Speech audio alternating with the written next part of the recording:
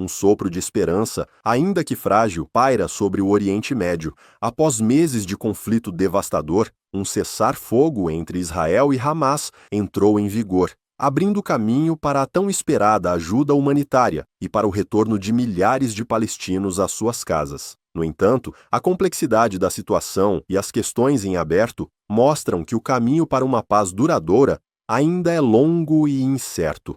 Vamos mergulhar nos detalhes desses desdobramentos cruciais.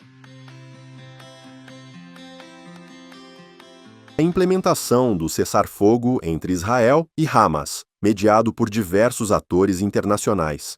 Este acordo, que já está em execução, prevê a libertação de reféns israelenses em troca de prisioneiros palestinos, marcando uma primeira fase de um processo delicado. A gente tem que entender que esse acordo, essa primeira fase do acordo, que é a entrega dos reféns, dos restos mortais e também do ingresso de ajuda humanitária e a retirada de 47% do território de Gaza das forças israelenses, é uma grande vitória, mas é um acordo ainda muito instável, é um acordo ainda muito arenoso, é um acordo sem bases concretas no sentido de que nós não temos certeza que isso vai de fato acontecer. Tudo nos leva a crer que de fato vai ocorrer essa primeira fase, porque ambos os lados estão pressionados, seja Israel por intermédio dos Estados Unidos, seja o Hamas por intermédio da sociedade nacional e também dos países árabes, mas tudo será motivo para a gente colocar em xeque, para nós termos dúvidas em relação ao cumprimento desse acordo.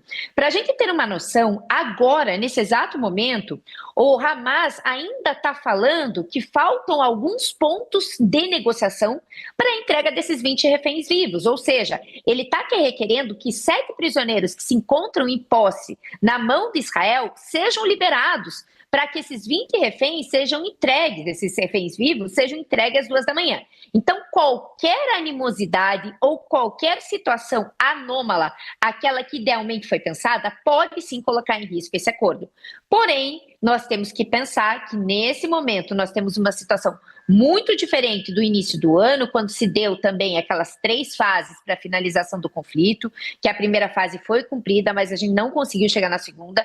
Nesse momento existe uma pressão iminente dos Estados Unidos, reitero aqui, em relação a Israel. O governo de Netanyahu conseguiu buscar outros apoios que não apenas os partidos de extrema-direita para garantir a sua governamentabilidade. A gente tem que pensar que existem partidos da oposição que hoje estão falando em apoiar Netanyahu se porventura acabar, cessar de fato essa guerra. E também a gente tem que pensar que o Hamas está muito mais fragilizado, os seus irmãos, né, os seus pares na região, como Hezbollah, como o Irã e como o Houthis também estão fragilizados, e existe pressão de Arábia Saudita, de Emirados Árabes, do próprio Catar, em relação a essa instabilidade que o Hamas também gerou e repercutiu na regionalidade.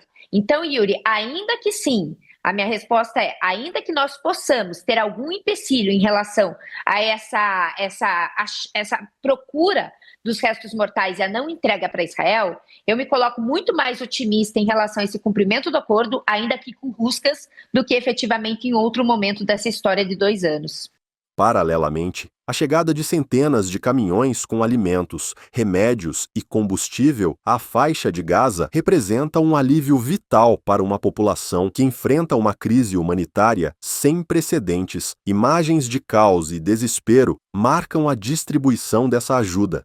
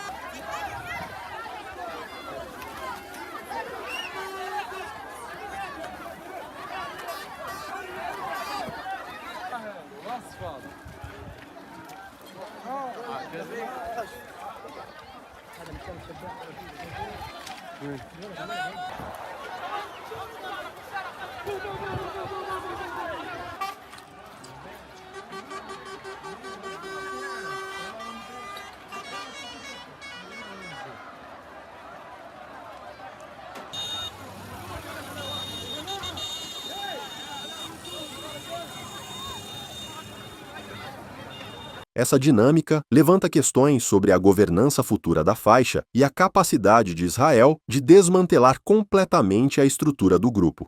Ainda que a gente tenha uma democracia instalada em Israel, a população também estava muito contrária ao governo de Netanyahu quando de outubro de 2023, porque o projeto de poder dele basicamente previa uma falta de independência do poder judiciário.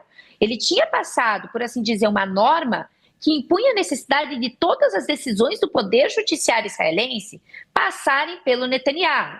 Então a população não estava satisfeita, isso é importantíssimo deixar claro, porque muitas vezes a gente confunde o governo de Israel com a população israelense, e existe uma dupla visão de mundo de ambos os lados. E aqui eu fiz essa introdução para a gente chegar na sociedade palestina. A sociedade palestina, ela não é o Hamas. O Hamas, ele nasceu como um grupo político, ele se radicalizou, ele se militarizou, mas ele chegou ao governo justamente da faixa de Gaza, que é a região sul da Palestina.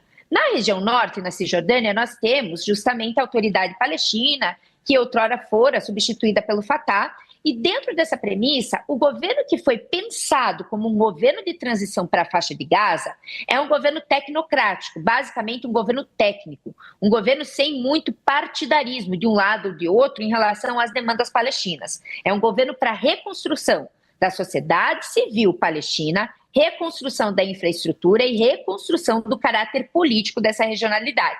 Só que quais são os grandes desafios que ainda a gente não conseguiu chegar em um consenso em relação a esse governo?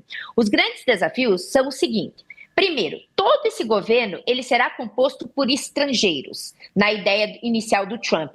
Não terá a participação do povo palestino, sequer da sociedade civil nesse primeiro momento. Isso é uma grande questão, porque, obviamente, a gente tem uma autoridade palestina que, ainda que tenha problemas endêmicos ante a população palestina, porque tem abuso de poder, possui esquemas endêmicos de corrupção, a gente sabe que mais ou menos representará melhor do que os estrangeiros para os palestinos os seus interesses. E a autoridade palestina sequer nesse primeiro momento foi cogitada em integrar esse governo tecnocrático, que é um primeiro grande problema.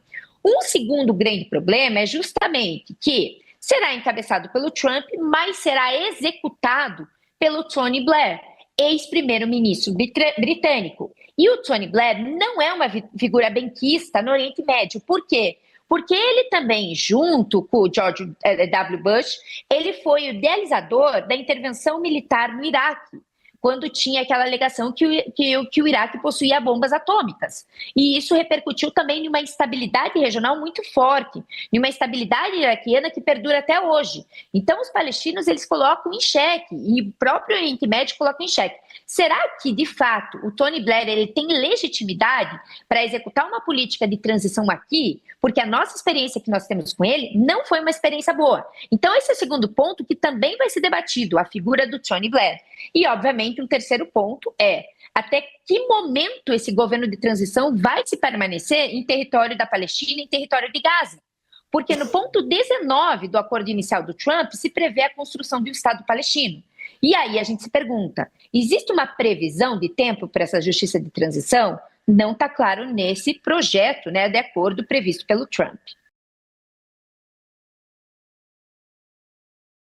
O cessar-fogo em Gaza e a chegada da ajuda humanitária são passos essenciais, mas a complexidade do conflito Israel-Hamas exige vigilância e um compromisso contínuo com a diplomacia. As negociações futuras serão cruciais para determinar se este momento de alívio se transformará em uma paz duradoura ou se as tensões voltarão a escalar. Acompanharemos de perto os desdobramentos dessa crise que continua a impactar milhões de vidas e a geopolítica global. E este foi o Radar Global de hoje.